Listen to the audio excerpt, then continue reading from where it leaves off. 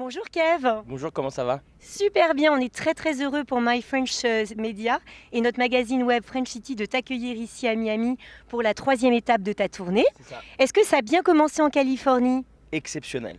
Un très beau début, on a eu un spectacle formidable à San Francisco, un spectacle formidable hier soir à Los Angeles. J'avoue que je suis un petit peu fatigué, parce que finalement traverser les États-Unis quand même du jour au lendemain, c'est plus fatigant que ce que je pouvais l'imaginer.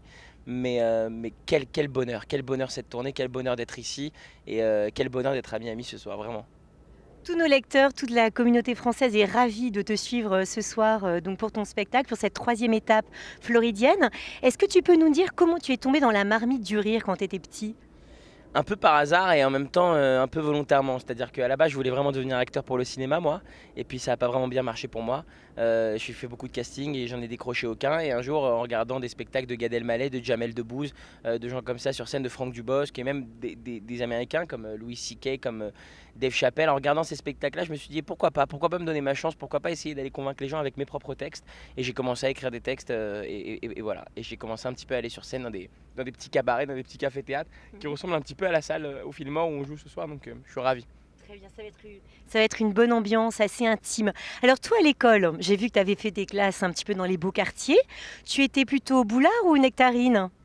J'étais plutôt boulard, mais pas le vrai boulard, c'est-à-dire que je m'en foutais pas de l'école, c'était quand même un peu important pour moi, j'avais un respect pour mes parents en fait. Je respectais pas tant que ça l'école, mais je respectais beaucoup mes parents. Et je savais que mes parents, pour eux, c'était très important, l'école et mes résultats scolaires, donc j'essayais d'avoir toujours le minimum de ce qu'ils me demandaient. Ma mère, elle m'a toujours dit, si t'as la moyenne, je t'embête pas, donc j'essayais toujours de tenir la moyenne pour pas que ma mère, elle soit triste. Bon, alors deuxième petite chose, dans la vie courante, t'es plutôt bulle de soda ou bulle de champagne? Je suis plutôt bulle de soda, je bois vraiment pas beaucoup d'alcool, seulement quand c'est la vraie fête ou pour des occasions très spéciales, mais je suis vraiment pas du tout alcool. Donc je suis plutôt bulle de soda et en plus je bois pas de boisson gazeuse. Donc pour te dire, je suis encore moins bulle de soda. En fait, je suis plutôt eau minérale. Une petite question sur ta tournée, voilà. Qu'est-ce qui t'a inspiré ce nouveau spectacle? Tu viens puiser dans la vie quotidienne, dans tes anecdotes, dans ce que tu peux capter autour de toi, l'essence de tes spectacles? Ouais, c'est surtout un spectacle très familial. C'est un spectacle où je parle de ma famille, comme vous allez le découvrir ce soir à Miami. C'est un spectacle où je décris les travers de toute ma famille depuis 1 an et demi. Et évidemment, ces travers-là ont été, j'allais dire, modifiés par forcément le fait que je sois devenu comédien et que je fasse des spectacles et tout ça. Donc voilà, je suis ravi de pouvoir le jouer ce soir. J'espère que le public sera au rendez-vous et sera familial parce que c'est un spectacle réellement regardé en famille.